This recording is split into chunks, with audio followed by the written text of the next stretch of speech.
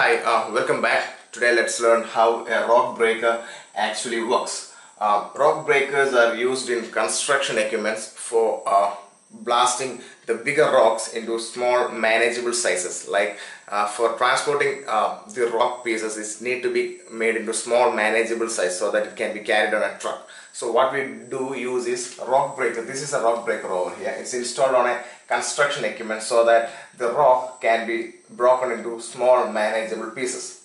So this is a rock breaker, how it looks like, the internal components of a rock breaker. So in this video so this is a rock breaker.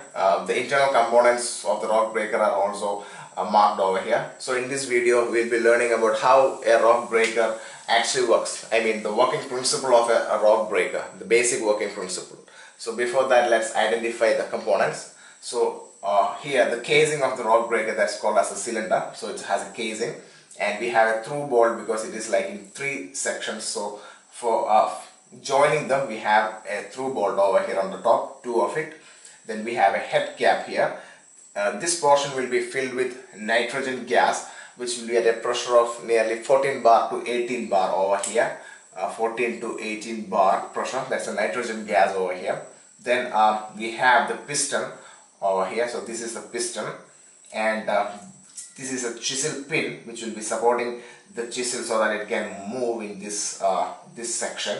And this is a chisel, and actually this is called as a tool.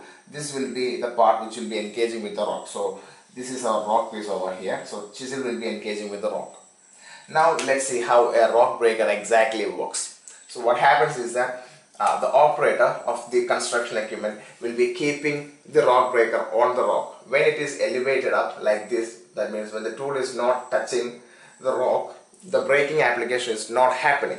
But when the operator keeps the breaker on the rock and presses it, what happens is that the tool tends to move upward. That means the tool moves upward slightly. That means the tool is connected with the piston over here, so the piston also moves upward, and a pressure is exerted on this nitrogen gas. So the pneumatic pressure happens over here, and the nitrogen gas further compresses. So we already have a 14 to 18 bar pressure over here. So as it compresses further to a limit, this nitrogen gas will exert a pressure back on the top of the piston. So that will result the piston to hit back on the chisel. So initially, when the tool is exerted on the rock, the tool moves upward.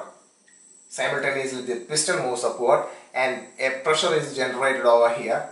And as the nitrogen gas compresses, that nitrogen gas exerted pressure back on the piston, which result the piston to exert that pressure back on the chisel or on the tool, which result in the movement of the chisel towards the rock. So that's the first stroke. First stroke happens when the pressure of the nitrogen gas in the head cap exerts the pressure back on the piston, and the piston hits the chisel. So we get the first stroke there. Then consecutively the next stroke will happen because we have a control valve over here which will actually support the next braking applications. The control valve, it is hydraulically operated over here. So the hydraulic oil will be going towards different ports of the piston. As the piston moves up and down, different ports will be opening and closing, and resulting that the oil will reach here, and the oil from the return also goes back towards the control valve. And also as it moves down and as it moves up, different ports will open up and close. Simultaneously, the hydraulic oil will move to different directions of this piston, resulting the piston to move up and down. So actually it works like a hydraulic ram. Different directions oil will be going, and resulting due to that pressure or that variation of pressure at different ports, the piston will move up and down, resulting in it hitting the chisel or the tool, which keeps the further application of the rock breaker.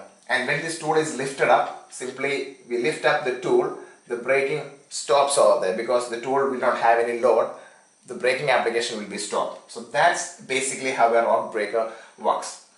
and towards the left side we can see an accumulator over here with a diaphragm. So this also will be filled with nitrogen gas. Depending on different type of rock breakers, there will be a pressure varying from like 40 bar to 80 to 60 to 80 bar will be here.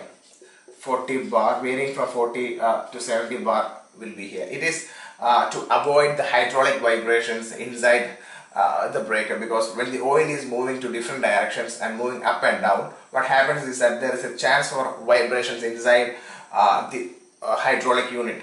So to avoid that, this diaphragm will move backwards or frontwards to manage the hydraulic vibrations. So this will be actually nitrogen gas filled in. So when we excess pressure is happening over here, the diaphragm moves backwards and accommodates that pressure, and we need pressure outward. What happens is that there is a less pressure or a negative pressure happening here. What happens is diaphragm moves outwards, which manages that over there. So that's the function of the accumulator. It supports the hydraulic system inside the rock breaker to maintain the required hydraulic supply and pressure, which avoids the hydraulic vibrations inside the system. So that's how basically a rock breaker works. So I believe you got the idea of the working of a rock breaker, and if you like this video, please click the like button or drop a comment, and you can ask your doubts also through comments. I will be happy to reply to you. You can also subscribe to our channel for more technical videos. Thanks for watching this video.